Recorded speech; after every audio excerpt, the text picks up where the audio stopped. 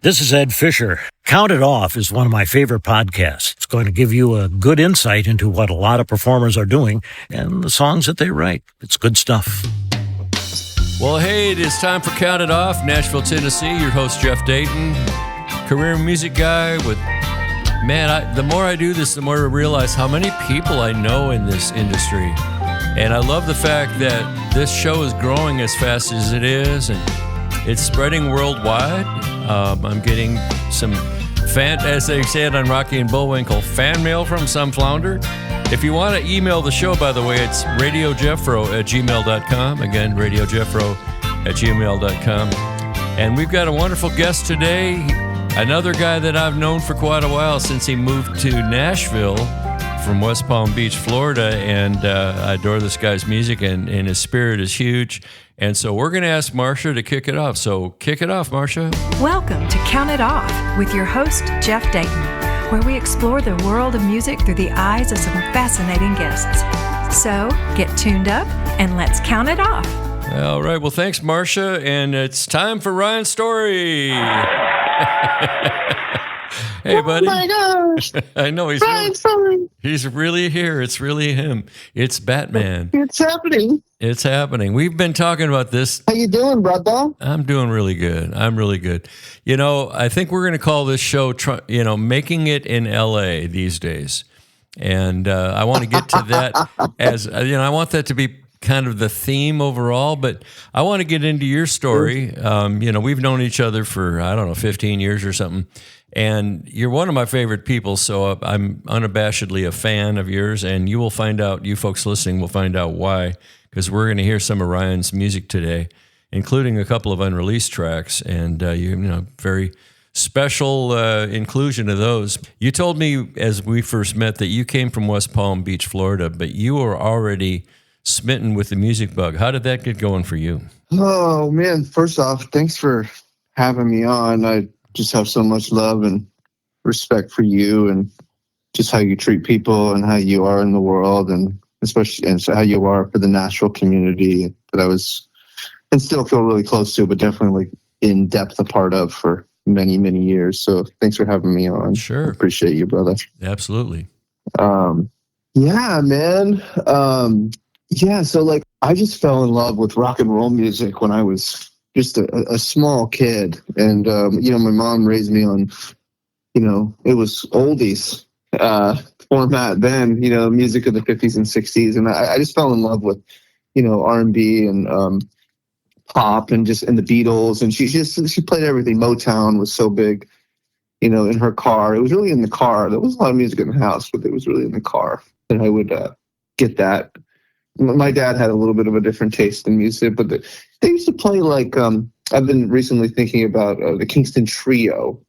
There was a lot of Kingston Trio folk happening on the car trips and stuff. And where have all the flowers gone? I remember that song. Yeah. It moving me. They were huge in my childhood, man. I adored them. They were my first supergroup. Man, I didn't know anything. And then when Jimmy Buffett was big in the car, we loved the Volcano song. I just loved how goofy it was as a kid. Yeah. But I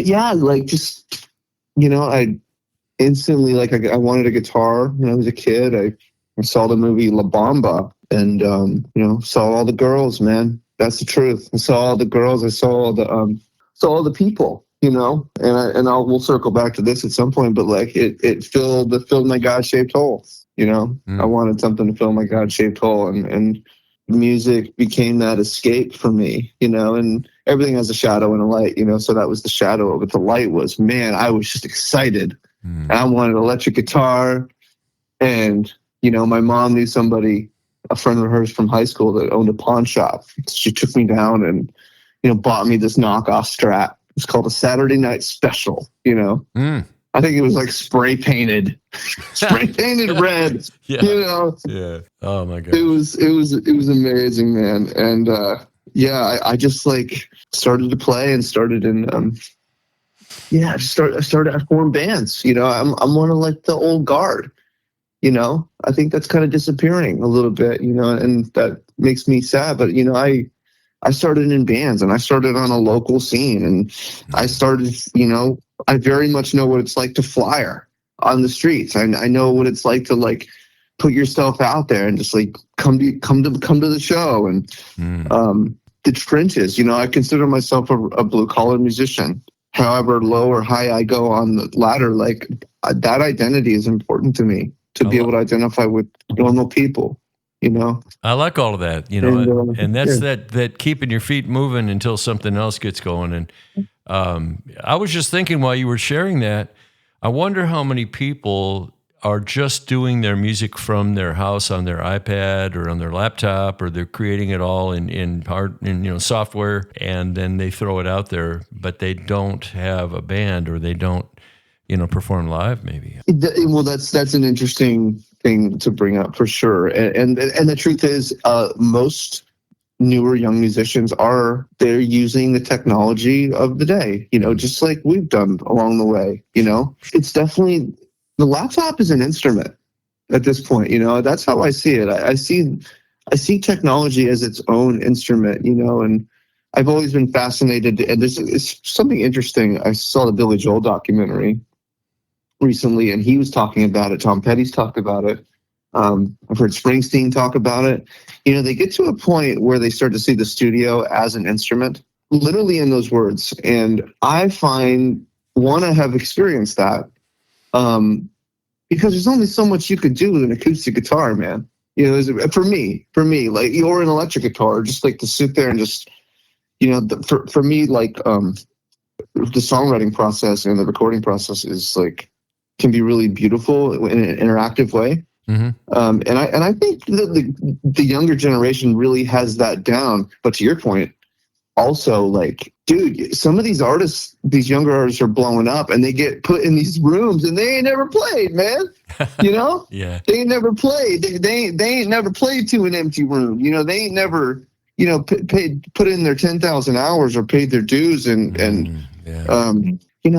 came up very like, goofing off and playing we would put the garage up, and the girls, the neighborhood girls, would come and sit Indian style in front of our rehearsal. I love it. That's so cool. Dude, like I'm like salt of the earth guy like that, Yeah. But I don't know how much that's happening anymore. Yeah, it is different. I mean, you can do it all from your bedroom when your parents are asleep, I guess, and back in the old days, I played my electric guitar without an amplifier because A, I didn't have an amplifier, and B, I just bashed those non-amplified strings as hard as I could and hoped that, it sounded good. But yeah, it's funny because, the live thing, both of us, I'm sure, did the same thing. I mean, we were playing 5-6 nights a week in the clubs back in the days where you had, either a week or you were a house band somewhere and you played all the time. Mm-hmm.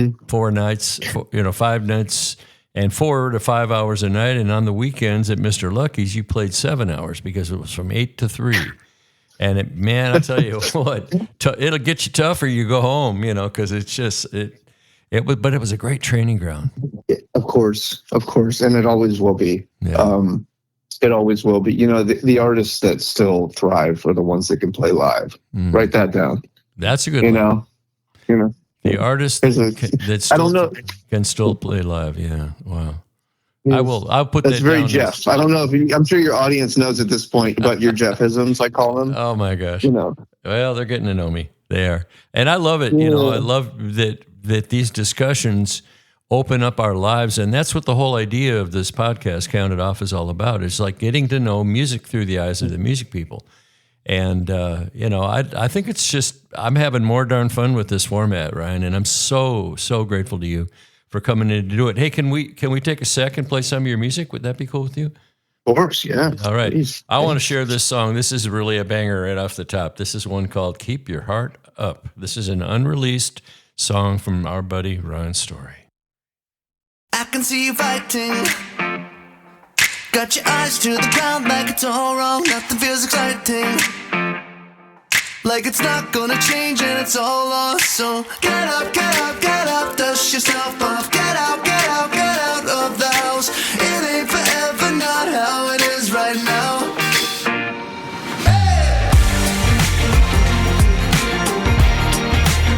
Keep your heart up.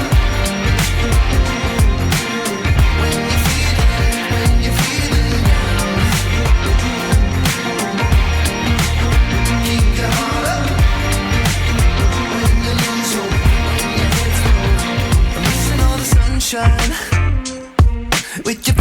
Covered up in the bed sheets, throw yourself a lifeline.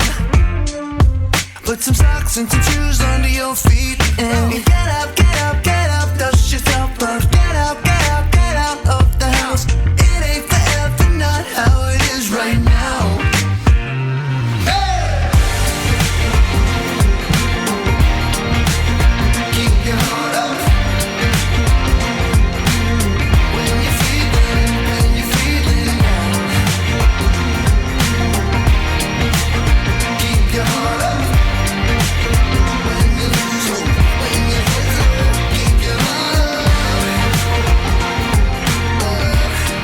I love that. I absolutely love that, man. That is so strong. That is so strong. I hope everybody agrees with me and sends in some love for Ryan. Send some emails and say, we love Ryan's story. You know, what a contemporary track, and what a monstrous bass track on that. Did you have some help in producing that? Yeah, no, I worked with my friend Danny Wolf on that song. He's an absolute monster. One, drummer, and two, just he just knows his way around programming and just the whole pop format. And but bass, it's funny. So that's actually a taste of Nashville.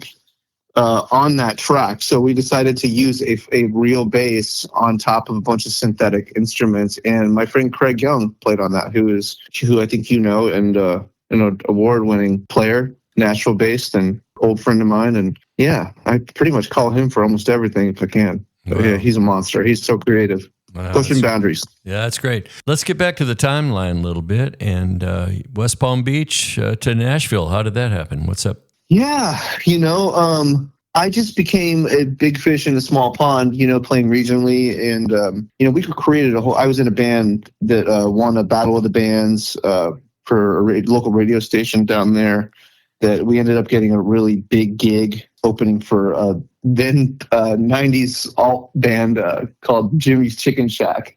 But it was a sold out show at the local JCC, actually.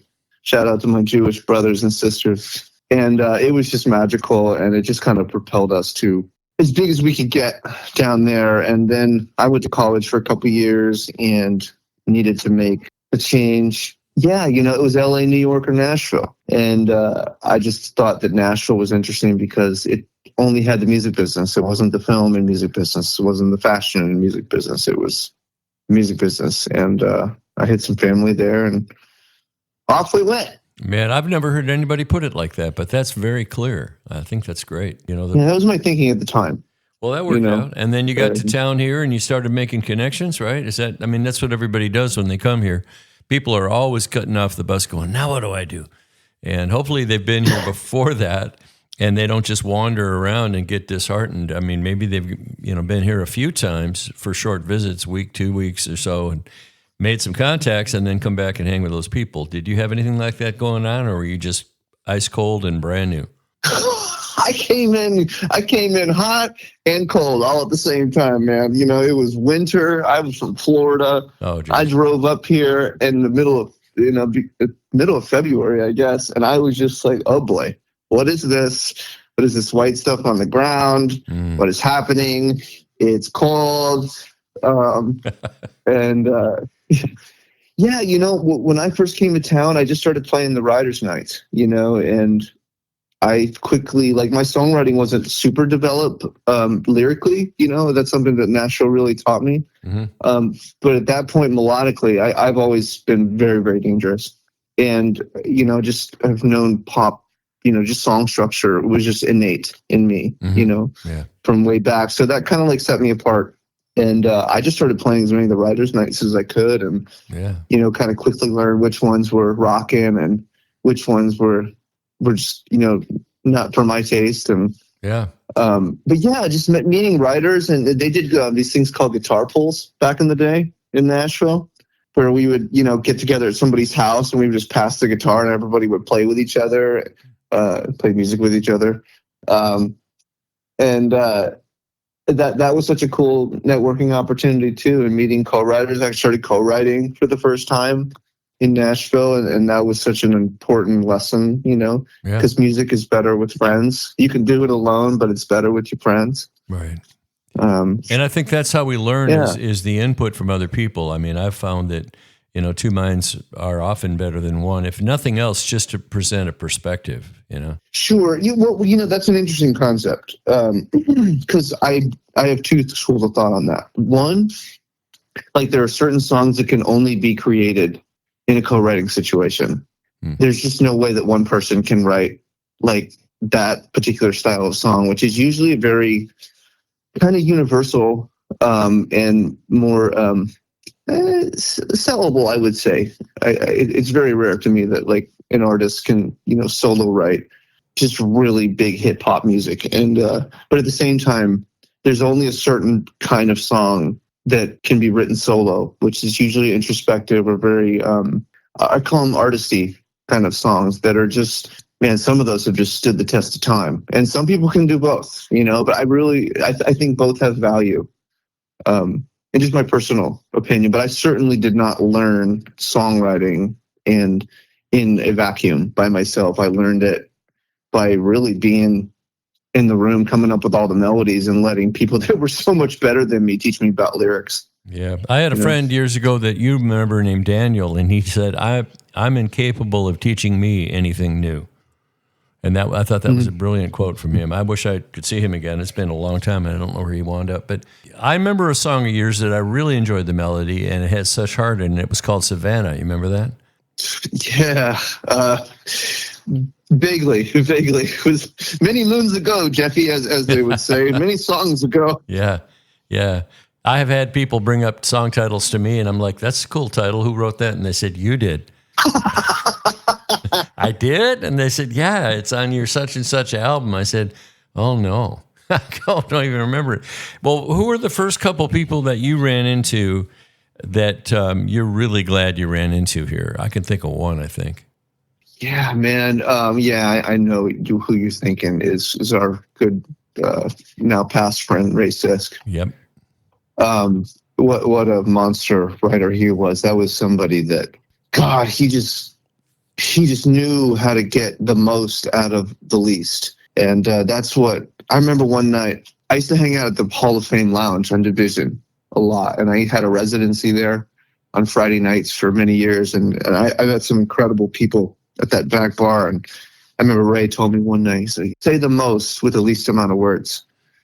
That really like hit me. Like I remembered him taking time, to like show a young writer, just to say that, to like pass that on. And Ray, tragically, we all, everything comes and goes, even life. And, he passed last year. He's missed. Definitely. He was a great guy, man. I had no idea his health was declining like that.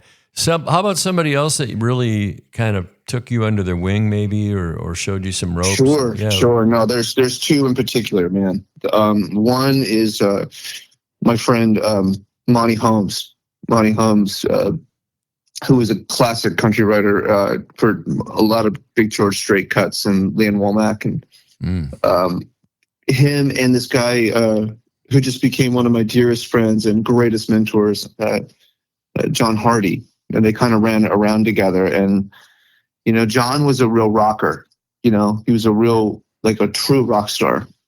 And, Monty was just such a wordsmith. And they both were. And they were signed, I forget what publishing company over there on, I guess it's 17th. And they just took me up to write. They sit there, and it's like, they're just like, Junior. They call me Junior. Junior, shut the fuck up.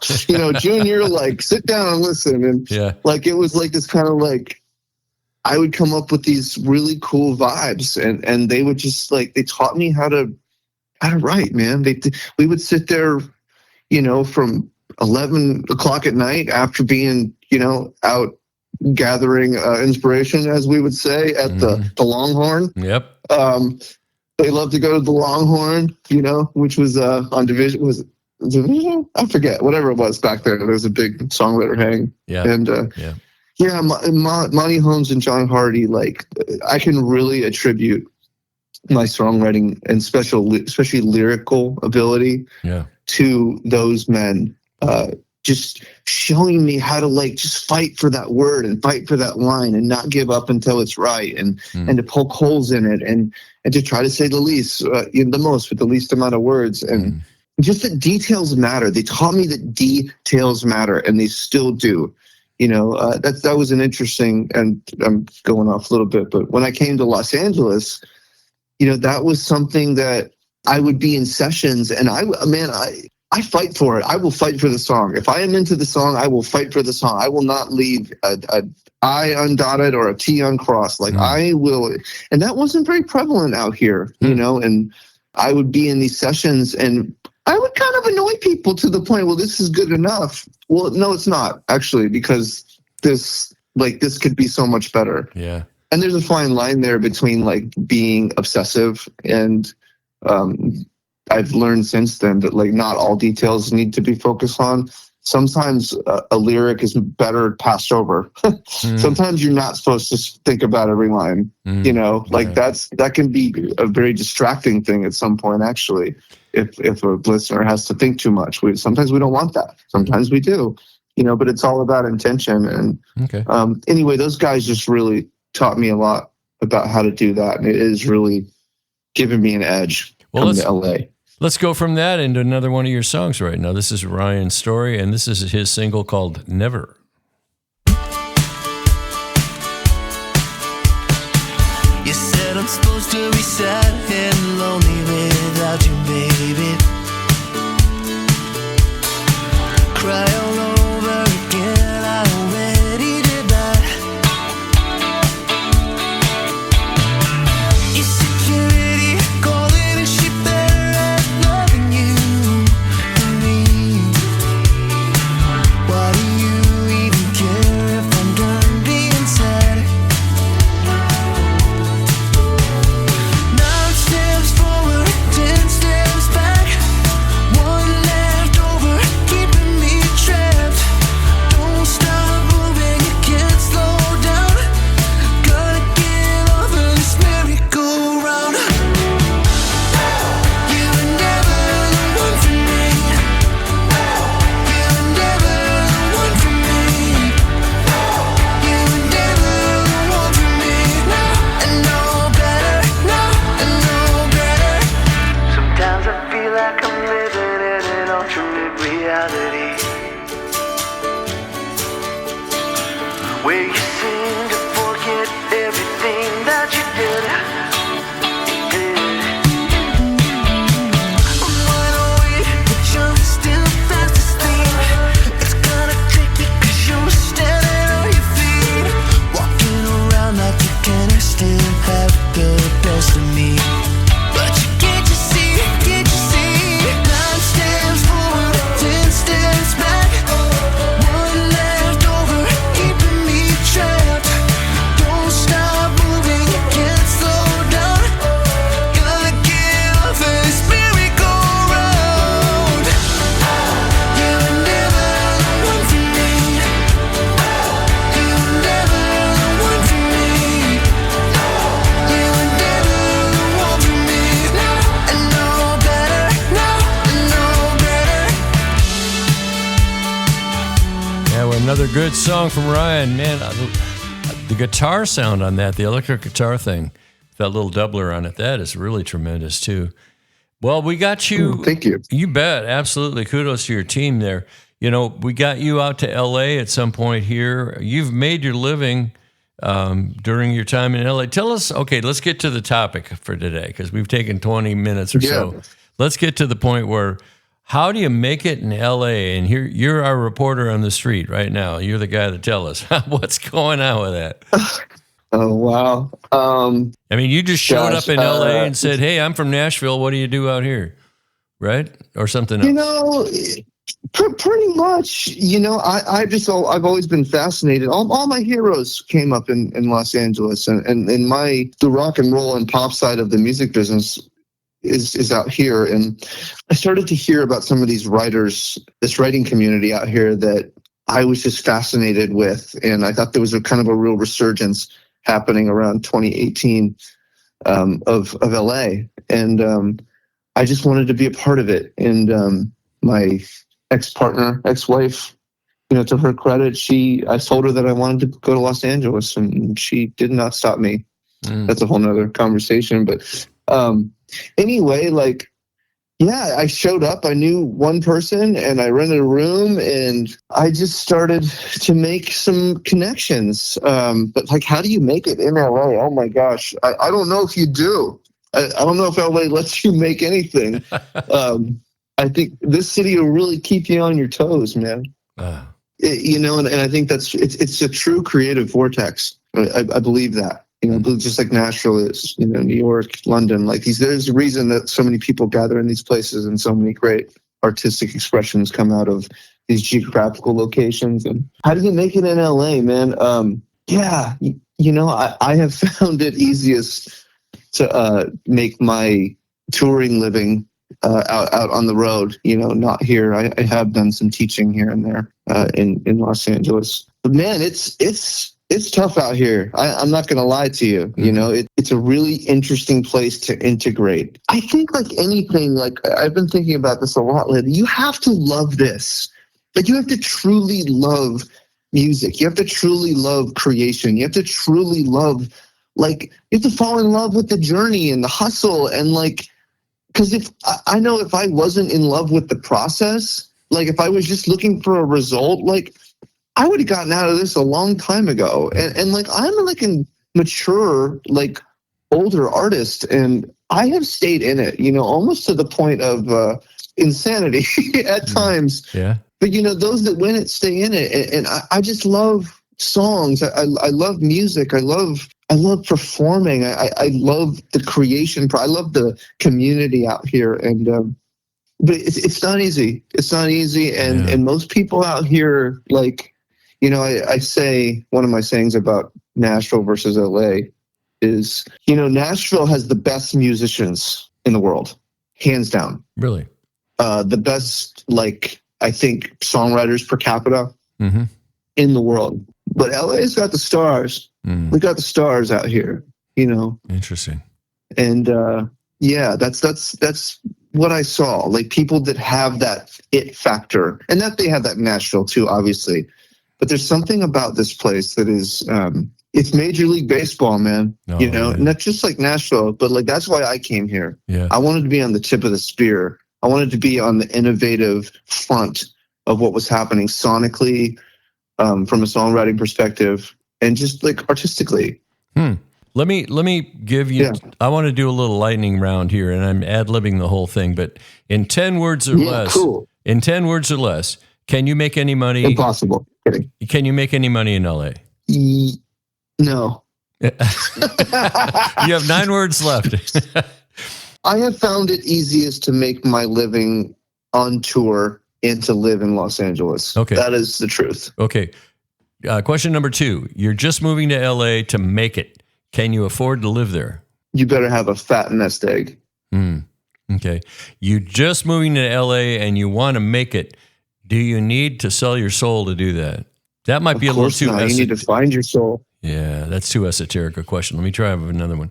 No, it's not an esoteric question at all. Do you need to go against your integrity or step out of, do you need to be something that you're not? No, absolutely not. LA will challenge you to be exactly who you are. It will reveal who you are. And hopefully if you're humble and are willing to learn, you will be formed into the best version of yourself that could possibly be artistically. That's what Los Angeles does. Okay, question number 4. Will people help you as you're getting started? Yes, absolutely. Absolutely. How do you find those people? It's a little tougher. It's a little, the cliques are a little smaller out here. There's camps, I call them. I call them that here too. If you can kind of get in. Okay. Yeah. Yeah. If you can get into a camp of that's generating buzz and income, this is the thing, man. This is the truth. And I'm going to go just straight, just no chaser for just a second about this and people helping you. This is the music business. This is the business of music, meaning we sell music. We are selling songs. It is the truth. So anybody built around that business is like you. Somebody gave me some great advice when I first moved to LA. He's like, you will go a long way, Ryan. This was a publisher that I first connected with when I got out here that also took me under his wing for a short time. A guy named Peter Bonetta. Beautiful, beautiful man. The Bonettas they're very successful people out here. And he said, if you make money for your partners, you'll go a long way. That's the truth. So if you're bringing if you bring value, of course people will help you. But there's nothing free, man. When you get okay, here's the next question. When you get to a writing session in Los Angeles, do you find yourself being assigned a duty like the lyric guy, the groove guy, the track guy? I mean, there's a lot of different jobs. Describe that. Hell no. No. No. Yeah, I mean, maybe some of that can be implied a little bit at times, but man, I show up like a songwriter. You know, they used to use that word top liner when I first came out here. Yeah, I've heard that. That was really an interesting thing. Yeah, that's an LA term of like kind of people that will come in and write over an existing track that a producer would make. But typically, like in a co-writing LA session, you're going to have somebody on the controls, a producer, maybe an artist, and let me just think. Yeah, like two kind of songwriters, I call them. You know, people that can really know their way around a song. But like, I've never felt like I was pigeonholed to the lyric guy or to the melody guy, or I'm usually not the one making the track in the session. I can make a great demo, but like, these people are incredible out here. Well, judging from what you've played us, I would say that you're in the right place. You know. Final two questions. Sure. Give me the things you absolutely should never do when you get there. Should never do. The faux pas when you get here. The gurm up somebody's leg moment. You know, what is it you should never do when you get to LA? That is such an interesting question. I think try to move too fast with people. You know, like try to just shoot your shot too soon.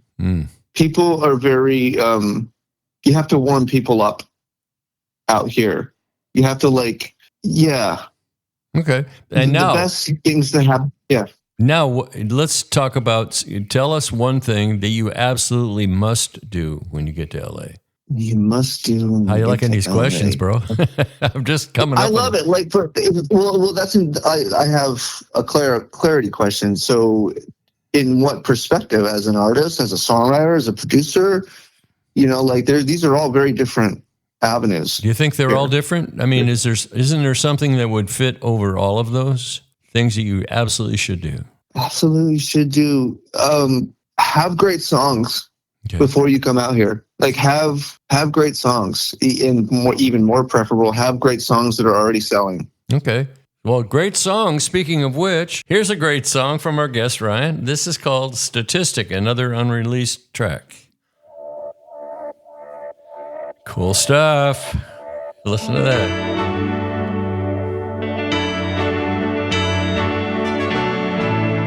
It's like Toto meets Pink Floyd there for a minute. Trending.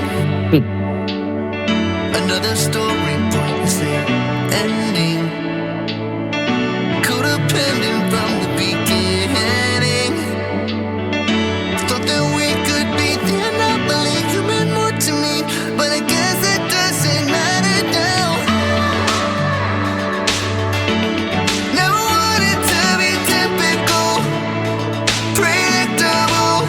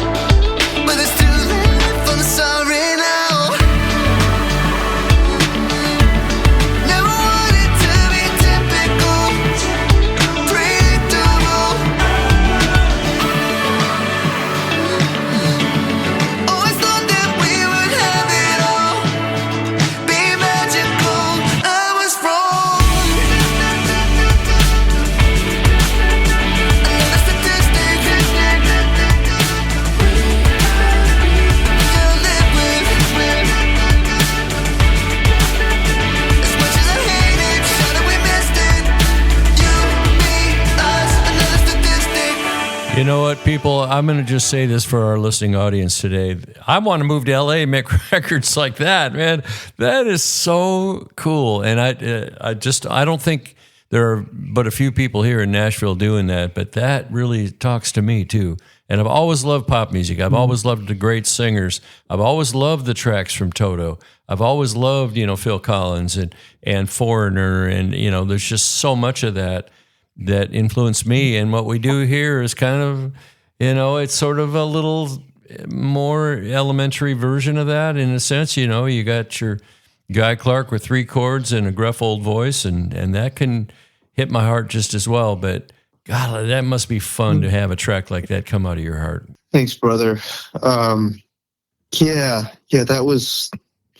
That's such an interesting nod to the process, that particular one, because that song, one was birthed in just a terrible, really painful time. Like that title was birthed in Nashville years ago, and then it got written, most of it, and then it was like a 3-year process. I didn't get the second verse until it finally revealed itself, like songs do. Songs reveal themselves, try to stare at a pot, watch it done really well, they'll show you what they want you to know, and when they want to be birthed, they will come.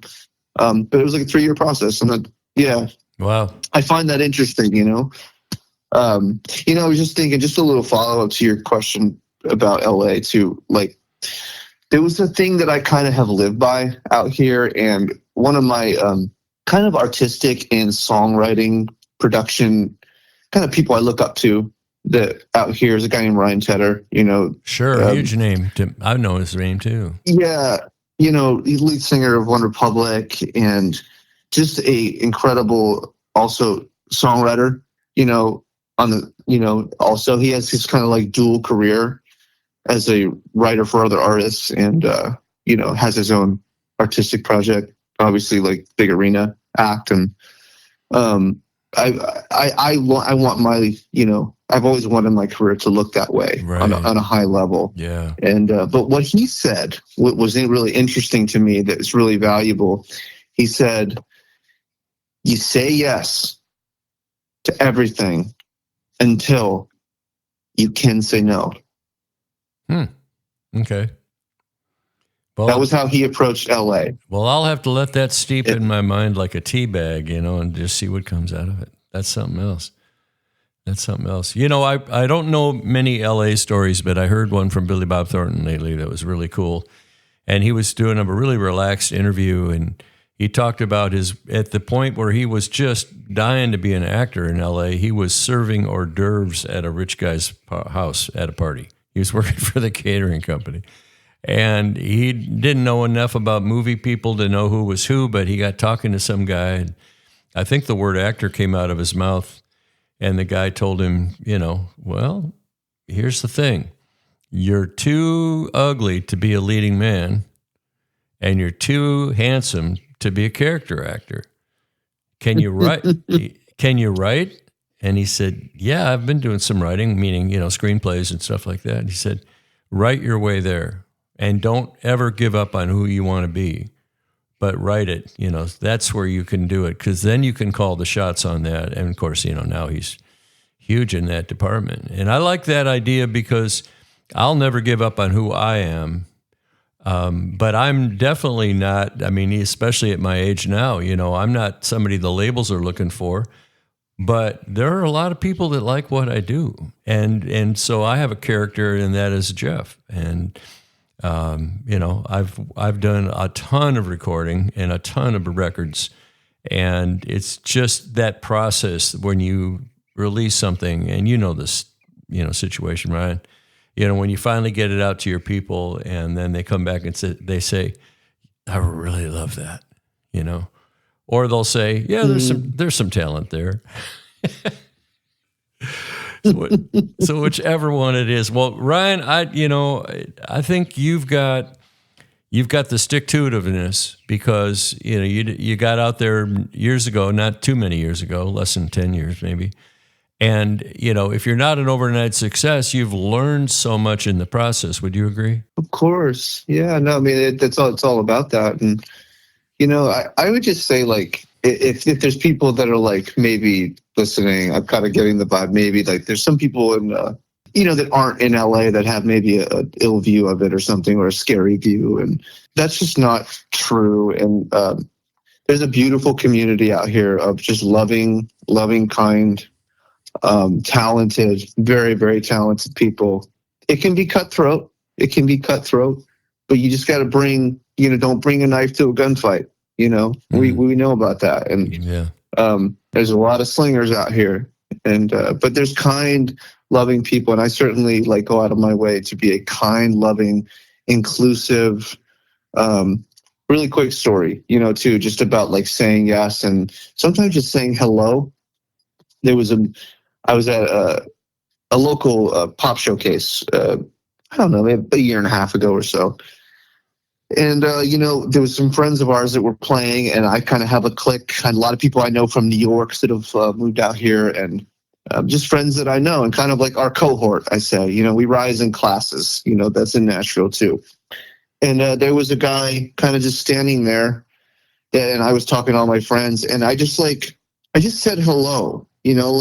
God just told me to just say hello to this person, and I just wanted to include him. I just wanted to do for others what maybe was not necessarily done for me, or harder, to be done. And anyway, I ended up I brought this guy in. His name was Alex Parker, and he ended up being this super successful producer in Romania, and we ended up making a bunch of really cool records together, man. Oh, that's so cool. It just came from a saying hello, and just from a kind heart. Whatever you do it with a kind heart. And if you don't have a kind heart, do the work to get a kind heart. Because that's what's going to take you the furthest in life, in music, in anything. It's just be love.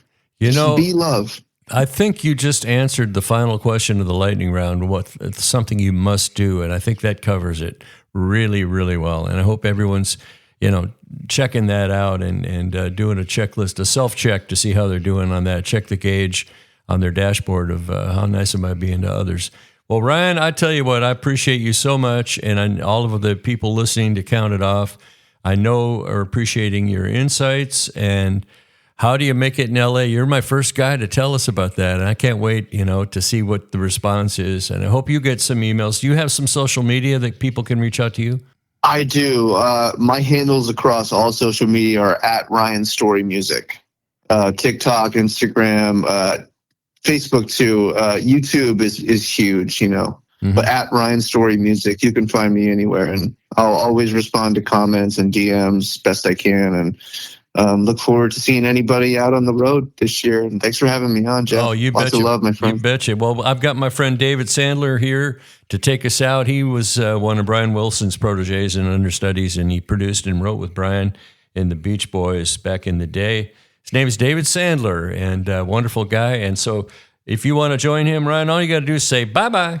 Bye-bye. Bye, everybody. Hey, baby. Thanks for joining us, and we hope you enjoyed this show.